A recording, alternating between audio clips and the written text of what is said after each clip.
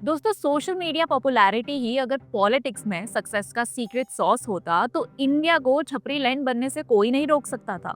लेकिन अपने फैंटेसीज के डिज्नीलैंड में डाइव करने वाले कांग्रेस एंड कंपनी को यह बात कौन बताए। पर इतनी समझ तो सबको होनी चाहिए कि इंस्टाग्राम के फॉलोअर्स डीएम में नाइस पिक डियर तो बोल सकते हैं, लेकिन लाइन लगाकर वोट तो नहीं दे सकते। Too bad for Congress and company.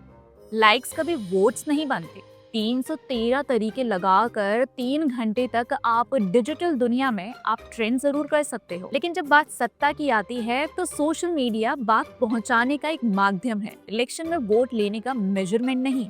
PM Modi के सोशल मीडिया फॉलोइंग और उनके फर्स्ट मूवर एडवांटेज को हर कोई कॉपी करके यह सोचता है कि सोशल मीडिया फॉलोअर मतलब जीत की guarantee.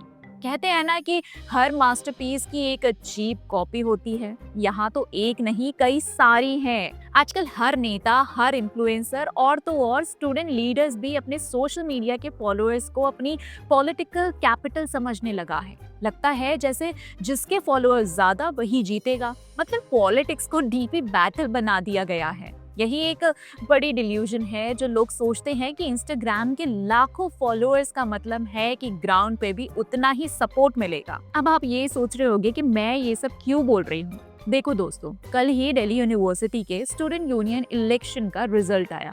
Jocelyn Nandita Chaudhary NSUI की तरफ से प्रेसिडेंट कैंडिडेट बनी, और ये भी एक बड़ी बात थी कि वो 17 साल बाद एनएसयूआई की पहली वुमेन कैंडिडेट भी इस पोस्ट के लिए। कैंपेन में उन्होंने एबीवीपी की तरह hostel facilities, women safety, clean washroom, menstrual leave और जेंडर सैनिटाइजेशन जैसे मुद्दे उठाए। मतलब पेपर पे और सोशल मीडिया पे उनका कैंपेन मस्त चल रहा था। ऊपर से 2 लाख से ज्यादा इंस्टाग्राम फॉलोअर्स भी थे जो हर रील पर काफी कमेंट्स और लाइक्स देते थे। मतलब सोशल मीडिया में तो मैडम ने तबाही मचा रखी थी। वह डीयू से डैलस तक का चुनाव जीत जाएंगी ऐसा माहौल बन रहा था। लेकिन जब ग्राउंड रियलिटी सामने आई तो रिजल्ट ये था कि वो एबीवीपी के आर्यमान से 16,000 वोट से हार गई। यानी जितने भी फॉलोअर्स और डिजिटल रीच थी वो बैलेट बॉक्स तक ट्रांसलेट नहीं हो पाई।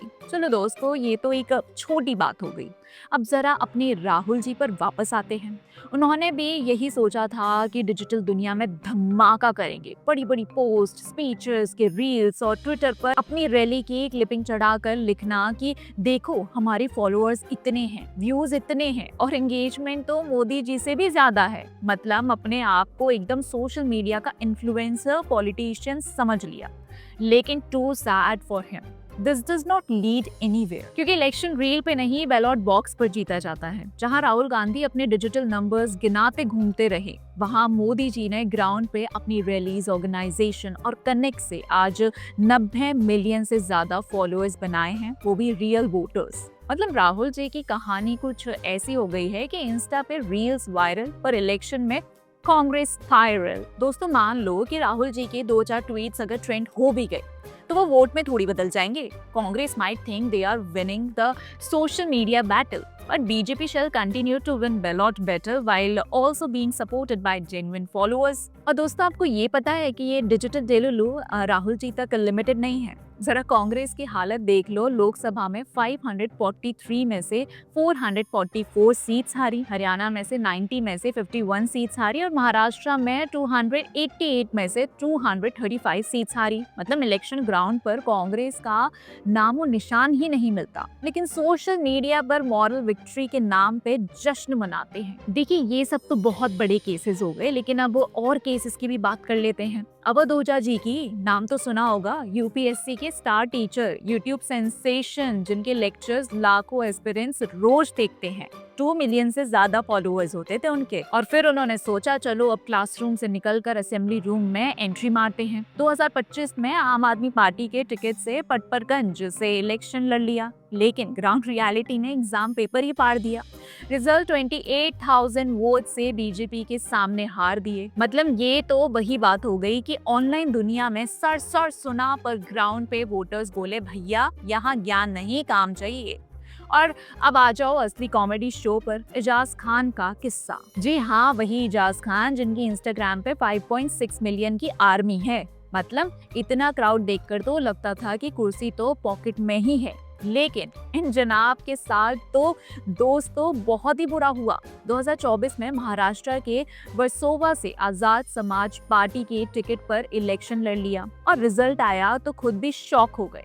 सिर्फ 131 वोट्स, हाँ सिर्फ 131 वोट्स, मतलब नोटा ने भी इनसे ज्यादा इज्जत बचा ली। अब सवाल ये है कि वो इंस्टाग्राम के मिलियंस फॉलोअर्स पता नहीं कहाँ गायब हो गए। दोस्तों जितना प्यार कमेंट सेक्शन में मिलता है ना, उतना बैलेट बॉक्स में मिलना जरूरी नहीं होता। और दोस्तों चाहत पांडे को कौन भूल सकता है, वो जो अपनी टीवी एक्टिंग और बिग बॉस के ड्रामा के लिए मशहूर हुई थी। इंस्टाग्राम पे 1.2 मिलियन फॉलोअर्स थे, 1.2 मिलियन फैन पेजेस अलग थे, सेलिब्रिटी वाला ऑरा फुल ऑन। 2023 में सोचा बिग बॉस में ड्रामा करके टीआरपी ले ली, अब पॉलिटिक्स में एंट्री मारकर वोट भी ले लेंगे। मैडम जी ने आम आदमी पार्टी ज्वाइन कर ली और दमोहा से चुनाव लड़ने चली गई। लेकिन दोस्तों ग्राउंड रियलिटी ने यहाँ एलिमिनेशन ग्राउंड कर दिया। रिजल्ट आया तो मैडम को सिर्फ 2292 वोट्स मिले, मतलब 1.2% से भी कम। बीजेपी कैंडिडेट जयंत माल्या लाखों वोट्स ले गए, कांग्रेस भी दूसरे नंबर पर और चाहत जी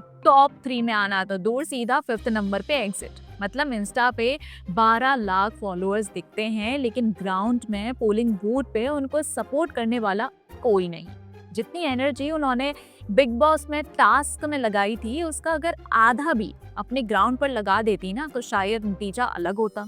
और दोस्तों डिजिटल हवाई नेताओं की लिस्ट में एक और नाम आता है, बॉबी कटारिया का नाम सुना है? जी हाँ, वही इन्फ्लुएंसर साहब जो अपने फेसबुक लाइव और इंस्टाग्राम पे बड़े बड़े डायलॉग्स मारते थे। 6 लाख इंस्टा पे, 23 लाख फेसबुक पे फॉलोअर्स थे।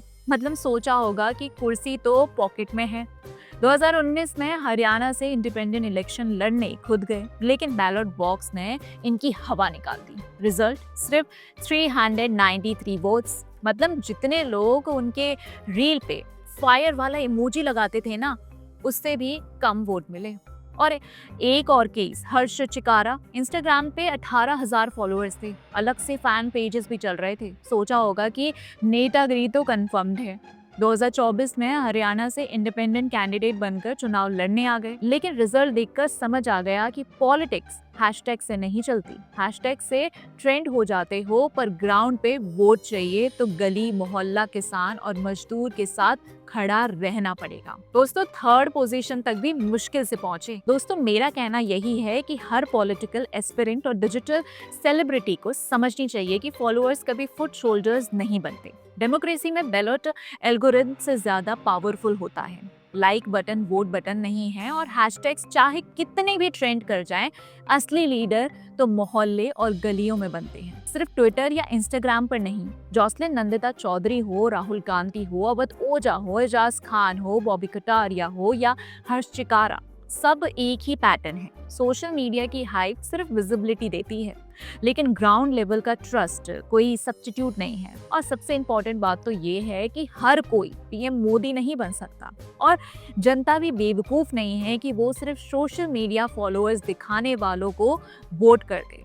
राहुल गांधी जी को ये बात सबसे ज्यादा समझनी चाहिए कि सोशल मीडिया फॉलोअर्स पर भरोसा करके असली चुनाव जीता नहीं जा सकता। दोस्तों आप बताओ, क्या आपने ऐसा कोई एग्जाम्पल देखा है जहाँ कोई सोशल मीडिया पर पॉपुलर रहा हो मगर ग्राउंड पर बिल्कुल फेल हो गया हो? कमेंट करके जरूर बताइएगा। और वीडियो पसंद आई हो तो लाइक, शेयर और चैनल को सब्सक्राइब करना मत भूलिएगा। इसी के साथ मिलते हैं अगले वीडियो में, तब तक के लिए जय हिंद।